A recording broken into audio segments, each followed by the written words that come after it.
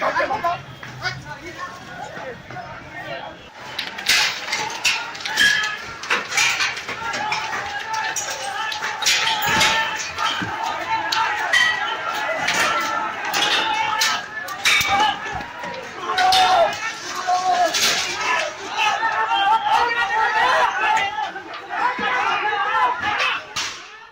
वीर हमारे साथ SP phone line पर जुड़ गए हैं।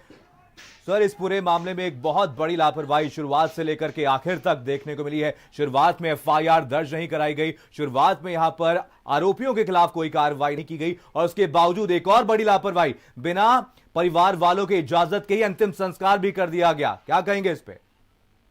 देखिए, कुछ बातें मैं लाना चाहूंगा। जो दिनांक 14 तारीख को ही घटना की ये घटना है, 9:30 बजे की घटना बताई गई। 10:30 बजे एफआईआर हो गई थी जी। 1 घंटे के अंदर एफआईआर कर ली गई। कार्रवाई कौन करेगा? गिरफ्तारी कौन करेगा सर? गिरफ्तारी भी पुलिस ने ही की है, मैं पूरी बात बता दूंगा जी।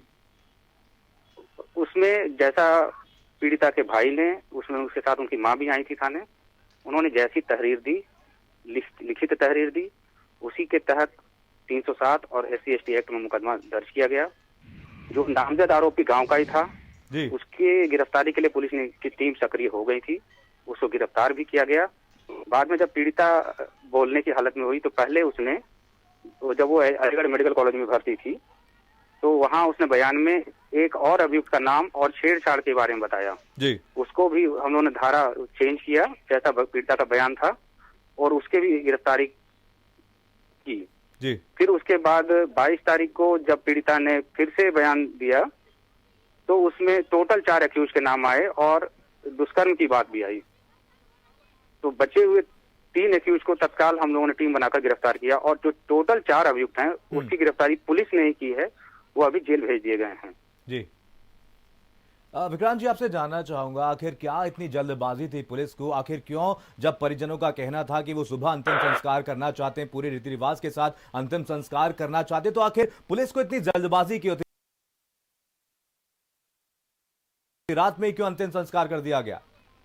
देखिए, इसमें भी सोशल मीडिया पे भी कुछ चीजें चल रही हैं, मैं क्लैरिफाई करना चाहूंगा कि पीड़िता का पोस्टमार्टम दिन में हो गया था जी। रात्रि लगभग 12 बजे के अराउंड शव उनके गांव पहुंचा तो उनके पिताजी और उनके पीड़िता के भाई जो साथ में ही आ रहे थे, उन लोगों ने हम लोगों से बात कही थी कि हम लोग रात को ही कर लेंगे क्योंकि शव को, मतलब आप देखिए कितना टाइम हो गया था। चाहते हैं कि हम परिजनों की बात आपको सुनाएं, क्योंकि उन्होंने बिल्कुल ऐसा नहीं किया, कहा है। मेरी बात उन्होंने कहा है कि सुबह वो अंतिम संस्कार कराना चाहते हैं और यहाँ तक कि पुलिस वालों ने चेहरा तक नहीं दिखाया, उनको ये तक नहीं पता कि वो उनकी ही बेटी थी या किसी और की बेटी थी। ये प्लीज मेरी बात सुन लीजिए। बोलिए।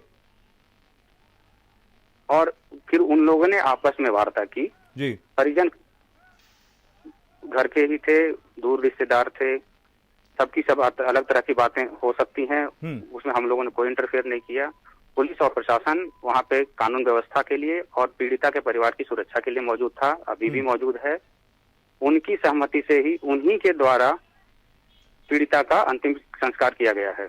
विक्रांत वीर जी, हम लोगों ने मदद की कि परिवार वालों ने अंतिम संस्कार किया है, क्या आप चाहते हैं कि हम आपको सुनाएं कि परिवार वालों ने क्या कुछ कहा है, क्या कुछ आरोप उन्होंने पुलिस के ऊपर लगाए? देखिए, अभी हम लोग लगातार, अभी हम लोग गांव में ही बैठे हैं, परिवार के साथ बातें कर रहे हैं। मेरे को इस बात का जवाब दीजिए विक्रांत वीर जी, आखिर और हम लोग लगातार उनके साथ हैं। ये घटना दुर्भाग्यपूर्ण है, इसकी ऐसी घटना नहीं होनी चाहिए। हम लोग पूरी तरह से पीड़ित के परिवार के साथ हैं और उनकी मर्जी के हिसाब से। ठीक है विक्रांत वीर जी, एक बात बताइए, जब यहाँ पर दलित समाज के लोग प्रदर्शन कर रहे हैं तो लाठीचार्ज क्यों किया जा रहा है उन पर?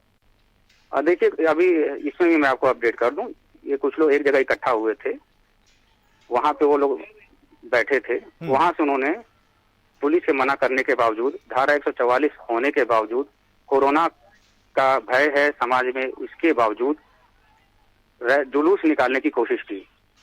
मना करने के बाद भी उन्होंने दुकानों को जबरदस्ती बंद कराने की कोशिश करनी शुरू कर दी, इसीलिए पुलिस को उनको डिस्पर्स करना पड़ा है। अभी लोग वापस आ गए हैं, बातचीत हो रही है, शांति है, वहाँ पे वरिष्ठ अधिकारी भी मौजूद हैं। तो साफ तौर पर विक्रांत वीर जी, कहीं ना कहीं पुलिस यहाँ पर शुरुआत से लेकर के आखिर तक अपना पल्ला झाड़ते हुए नजर आ रही है। कोरोना पर टाल दिया पूरा मामला। बोलिए जी। कहीं ना कहीं शुरुआत से लेकर के आखिर तक कहीं ना कहीं एक बहुत बड़ी लापरवाही तो साफ तौर पर पुलिस की देखने को मिली है, और अब आप यहां पर कोरोना पर टालते हुए नजर आ रहे हैं पूरे मामले को। नहीं, जैसा मैंने बताया कि वो जो लोग थे एक जगह एकत्रित हुए थे, उसके बाद वो जुलूस बना के निकलना चाहते थे। जैसा कि यहाँ 144 धारा लगी हुई है जी, तो उसके उल्लंघन में पुलिस ने उनको रोका। उन्होंने दुकानों को जबरदस्ती बंद कराने की कोशिश करनी चाहिए, तो तत्काल पुलिस को एक्शन लेना पड़ा और अभी वहाँ पूरी तरह से शांति है। तो एक जगह है, उनसे वार्ता भी की जा रही है, उनकी सारी बातें सुनी जा रही हैं। चलिए परिजनों का क्या कुछ कहना है वो भी सुनिए आप विक्रांत जी। जी धन्यवाद।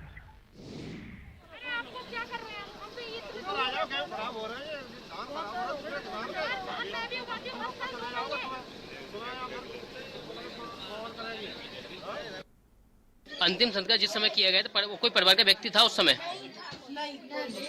तो अंतिम संस्कार किसने किया था? पुलिस वालों ने। आप लोगों को चेहरा वगैरह कुछ भी नहीं देखने दिए?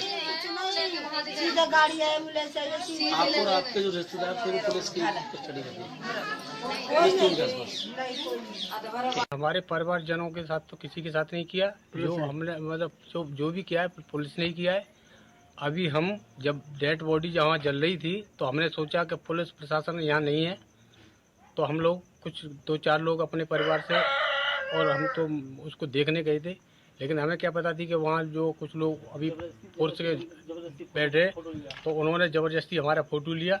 हमने तो अपने अंतिम संस्कार के लिए 5 कंडे डाले थे। मैंने कि चलो समझे, हम निकल रहे थे उधर से वापस में, उन्होंने कहा रुको रुको रुको, तो हमारे वो वीडियो ले लिए। अच्छा, पुलिस ने प्रशासन ने ऐसा किया जी, मतलब ये दिखाने के लिए आपको बताया उसमें जो आपकी बेटी का अंतिम संस्कार किया गया है उसमें घी डाला गया, सामग्री डाली गई या केरोसिन डाला गया या डीजल डाला गया, क्या लगता है आपको? ऐसा कुछ नहीं है जी, अब पता ही नहीं है कि डीजल डाला कि उसमें पेट्रोल डाली, ये हमें पता नहीं। ये पहली बात तो पिताजी नहीं है और दूसरी बात ये चाचा है, चाचा। और ये भी नहीं पता हमारे को तो वो हमारी लड़की थी या कोई और थी। कौन और थी? और वहीं इस पूरे मामले को लेकर के राहुल गांधी ने भी ट्वीट किया है। भारत की एक बेटी का रेप कत्ल किया जाता है, तथ्य दबाए जाते हैं और अंत में उसके परिवार से अंतिम संस्कार का हक भी छीन लिया जाता है। ये अपमानजनक और अन्यायपूर्ण है। ये ट्वीट कांग्रेस के नेता राहुल गांधी ने किया है।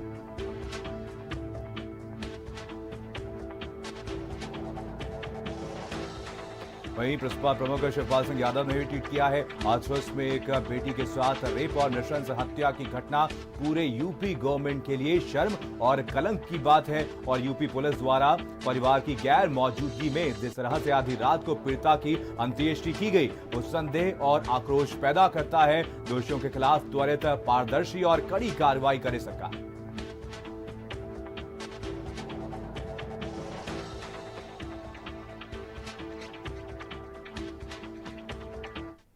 तो आपको बता दें यहां पर कहीं ना कहीं से पूरे मामले में पुलिस की तरफ से एक बहुत बड़ी लापरवाही देखने को मिली है। हाथरस पुलिस वाले की अब बेशर्मी सुनिए। चल क्या रहा है आपके सामने? थर्ड स्केल का पुलिस ऑफिसर हूँ, मुझे बोलने का अधिकार नहीं हिंदुस्तान में। आप लोग खड़े, किसी को तो पता होगा मैं क्या है कोतवाल ये? हो सकता हूँ पर बोल नहीं सकता हूँ मैं। अच्छा, कोई तो बता दे सर, हमको जरा बता दीजिए। जो बोल सकता है वो बोले। नहीं, कौन, ये क्या चल रहा है, इतना बस बता दीजिए सर, बस इतना सा मुझे बता दीजिए। मैं क्राइम ब्रांच में हूँ, कुछ और चल रहा है। मुझे आई डोंट नो। नहीं, अभी मैं बाहर से हूँ। नहीं, अभी आपने मुझे बोला कि नहीं बॉडी नहीं है, क्या है सर, बॉडी है कि नहीं है? मेरी ड्यूटी यहाँ पर है आप लोगों को इस बताने के लिए कि आप